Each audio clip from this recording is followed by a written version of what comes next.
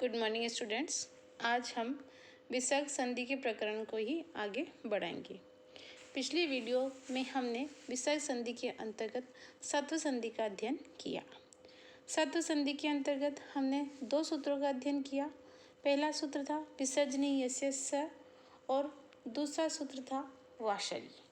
इन दोनों का ही प्रयोग विसर्ग के स्थान पर सकार आदेश करने में किया जाता है। अब आज हम उत्व संधि का अध्ययन करेंगे। उत्व संधि के अंतर्गत भी हम एक सूत्र का अध्ययन कर चुके हैं जो है अतोर और प्लुतात् प्लुते।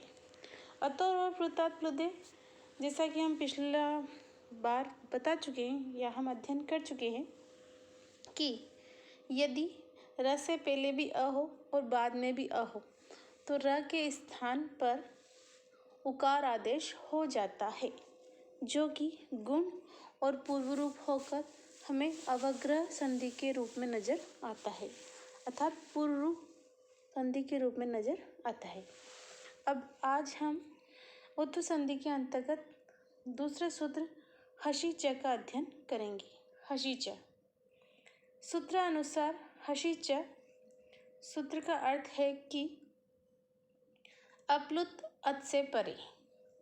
अप्लुत अत यानी केवल अ से परे रू को उकार आदेश हो जाता है यदि हश प्रत्याहार बाद में हो तो। पुनः देखिए कि अप्लुत अकार से परे रू को उ आदेश हो जाता है यदि हश परे हो तो।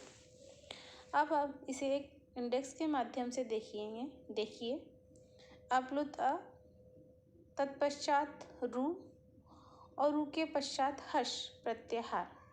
हश प्रत्याहार का मतलब है वर्गों के सभी वर्गों के तीसरे, चौथे, पांचवें तथा ह, य, व, र और ल ये 20 वर्ण होने चाहिए।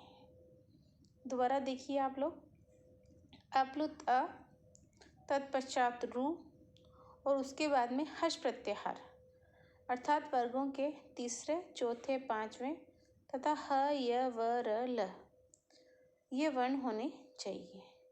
अब हम इसे एक उदाहरण के माध्यम से देखेंगे। देखिए शिवस्वंद्य, यहाँ पर सबसे पहले स के स्थान पे रू आदेश हुआ, जो कि हमने पहले सूत्र पढ़ा है सजुष रू, इस सूत्र से हुआ। तो शिव, रू और वंद्य ऐसी स्थिति हुई। रू में से उभा का चाहे तो अनुबंध लोप करके हम इसे लोप कर सकते हैं, अन्यथा पूरे रू के स्थान पर भी हम इस सूत्र से उ कर सकते हैं। तो पूरे रू के स्थान पर उ आदेश होगा हशी च सूत्र से। अब हशी च सूत्र यहाँ पर इसलिए लगेगा क्योंकि रू से पहले अ है और रू के बाद में व अर्थात ह, य, व, ल ये 5 वर्ण होने चाहिए, तो उनमें से व एक है। इसीलिए संपूर्ण कंडीशन फुलफिल होने के कारण यहाँ पर रू के स्थान पर उ आदेश होगा। तब हमारे पास शिव प्लस उ प्लस वंद्य ऐसी स्थिति होगी। अब यहाँ शिव के अकार और उकार इन दोनों के मध्य अन्य किसी व्यंजन का व्यवधान नहीं है, अतः यहाँ पर गुण संधि का विषय होगा और अ प्लस उ मिलाकर ओ, इस प्रकार आद गुणा से रूप बनेगा। तब हमारे पास स्थिति होगी शिवो वंद्य और अंत में मिलाने पर शिवो वंद्य रूप निष्पन्न होगा। पुनः देखिए एक बार, शिवस प्लस वंद्य, यहाँ पर सजुष रू, स के स्थान पे रू आदेश हुआ। रू से पहले अ है और बाद में व है, अतः हशी च सूत्र से रुकार के स्थान पे उकार आदेश होगा। तब आद्गुणा सूत्र की स्थिति है, अतः अ प्लस उ ओ होकर शिवो वंद्य इस प्रकार रूप निष्पन्न होगा। अतः यह हशी च सूत्र का विषय है। इस प्रकार अंत में सारांश यह है कि हमने उत्व संधि के अंतर्गत दो सूत्रों का अध्ययन किया। पहला अतोर और प्लुतात प्लुते और दूसरा हशीचे। दोनों ही सूत्र रू के स्थान पर उकार आदेश करते हैं और दोनों में ही गुण का रूप निष्पन्न होता है। यहाँ यह ध्यान रखना आवश्यक है कि जब दोनों तरफ अ हो, मतलब र से पहले भी अ हो और र के बाद में भी अ हो, तो वहाँ पर अतोर और प्लुतात प्लुते यह सूत्र अपना कार्य करेगा। और जहाँ पर पहले अकार हो और बाद में हर्ष प्रत्याहार का कोई सा भी वर्ण हो, वहाँ पर हशी च सूत्र अपना कार्य करेगा और दोनों ही शब्दों के सूत्रों के रूप हमें गुण संधि में परिणत होकर निष्पन्न हुए दिखाई देंगे। इस प्रकार उत्तु संधि के अंतर्गत ये दो सूत्र हैं, अतोर और प्लुतात प्लुते तथा हशी च। अब विसर्ग संधि के अंतर्गत ही आगे की संधि है यलोप संधि। यह लोप संधि, जैसा कि नाम से परिलक्षित होता है कि यह लोप संधि, जहाँ पर यह का लोप होता है वहाँ यह लोप संधि होती है, वहाँ यह लोप संधि का विषय होता है। इसका सूत्र है भो भगो अघो अपूर्वस्य यो अशि। पुनः देखिए एक बार, भो भगो अघो अपूर्वस्य यो अशि। सूत्र के अनुसार अर्थ यह है कि भो भगो अघो अवर्ण पूर्वक, मतलब भो भगो अघो और आ रू से पहले हो तो रू को यह आदेश हो जाता है। यदि अश प्रत्याहार बाद में हो तो अश प्रत्याहार, इसे हम एक टेबल के माध्यम से समझ सकते हैं। देखिए टेबल में दिखाई पड़ रहा है कि रू से पहले यदि भो हो, भगो हो, अगो हो तथा अवर्ण से तात्पर्य यहाँ पर आ दोनों से है, तो रू के स्थान पर यह आदेश हो जाएगा। यदि बाद में अश प्रत्याहार है तो अब अश से तात्पर्य है स्वर वर्गों का तीसरा, चौथा और पांचवा वर्ण, अर्थात खर नहीं होना चाहिए, क्योंकि हम पहले पढ़ चुके हैं यदि खर बाद में होगा तो विसर्ग आदेश हो जाता है। इसीलिए खर को छोड़कर जितने भी व्यंजन आते हैं वो अश प्रत्याहार में आएंगे। तो यदि रू से पहले भो भगो अघो और आ हो और रू के बाद में खर को छोड़कर कोई सा भी व्यंजन हो तो रू के स्थान पर यह आदेश हो जाएगा। अब इसके बाद का सूत्र है हलि सर्वेषाम। यह सूत्र यह कहता है कि भो भगो अघो अपूर्वक यह का लोप हो जाता है यदि बाद में हल हो तो, अर्थात व्यंजन हो तो। चूंकि हमने पहले वाले सूत्र से रू के स्थान पे यह किया है, लेकिन बाद में अश प्रत्याहार था और अश में स्वर तथा वर्गों के तीसरे, चौथे, पांचवें और ह, य, व, र, ल ये वर्ण आते हैं। इनमें से स्वर को निकाल दें और केवल व्यंजन हो तो य का लोप हो जाता है और स्वर बाद में हो तो य का लोप विकल्प से होता है। ये हम नेक्स्ट सूत्र में पढ़ते हैं। तो यदि व्यंजन बाद में होगा तो य का लोप हो जाएगा और स्वर बाद में होंगे तो य का लोप विकल्प से होगा, जिससे हम आगे के सूत्र में पढ़ेंगे।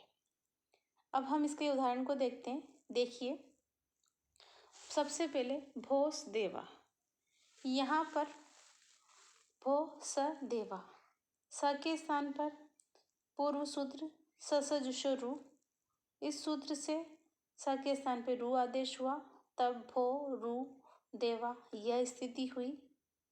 तत्पश्चात रू से पहले भो वर्ण है और बाद में द वर्गों का तीसरा वर्ण है, तो रू के स्थान पर यकार आदेश होगा। अभी जो सूत्र हमने पढ़ा है भो भगो अघो अपूर्वस्य यो अशि, इस सूत्र से। तत्पश्चात य से पहले भो है और बाद में व्यंजन है, अतः यकार का लोप हो जाएगा, तो हमारे पास स्थिति होगी भो देवा और मिलाएंगे तो रूप निष्पन्न होगा भो देवा। उसी प्रकार देखिए भगोस नमस्ते, यहाँ पर भी सबसे पहले सकार के स्थान पर रू आदेश होगा ससजुष रू से, तब स्थिति होगी भगो रू और नमस्ते।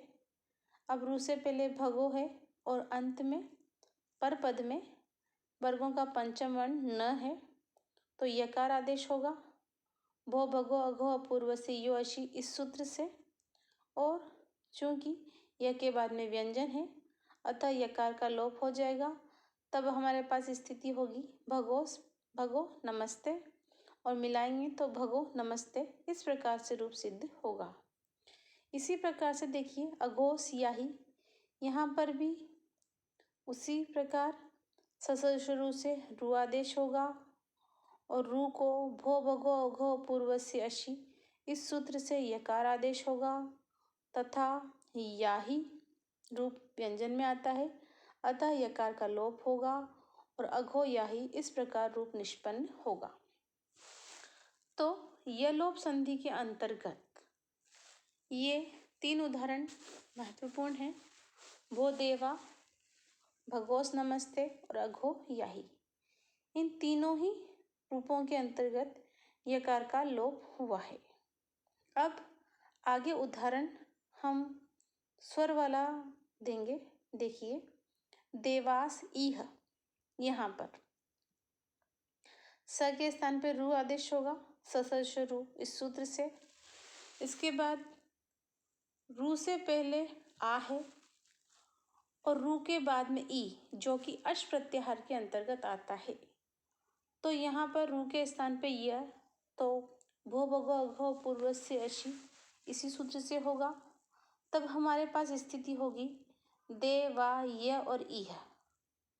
अब यहाँ पर जैसा हमने पूर्व के उदाहरणों में देखा है कि य से पहले आ या इसके अलावा भो भगो अघो आदि रूप हों और बाद में व्यंजन हों तो य का लोप हो जाता है।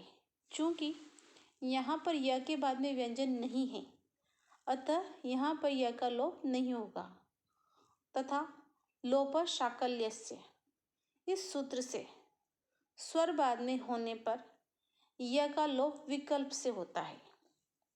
तो जहाँ पर लोप हो जाएगा वहाँ पर देवा ईह, और जहाँ पर लोप नहीं होगा वहाँ देवा यीह, ये रूप निष्पन्न होगा।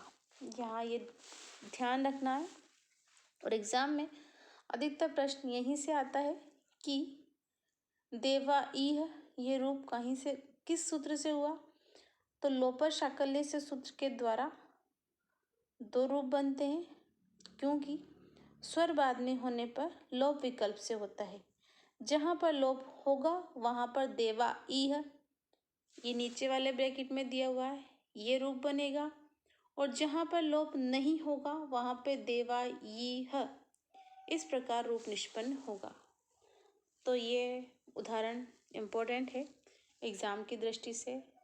आपके यूनिवर्सिटी एग्ज़ाम्स, कॉम्पिटिटिव एग्ज़ाम्स, इन दोनों ही दृष्टियों से यहाँ पर प्रश्न पूछा जा सकता है, अथवा अनेक प्रश्न परीक्षाओं में यहाँ से प्रश्न पूछा गया है। इसलिए इसे स्मरण में रखना अधिक उपयोगी साबित होगा। अब आज तक के लिए इत्यलम इतना पर्याप्त है। आगे की संधि का अध्ययन हम नेक्स्ट वीडियो में करेंगे। तब तक धन्यवाद। इत्यलम शुभास्ते पंथानम संतु।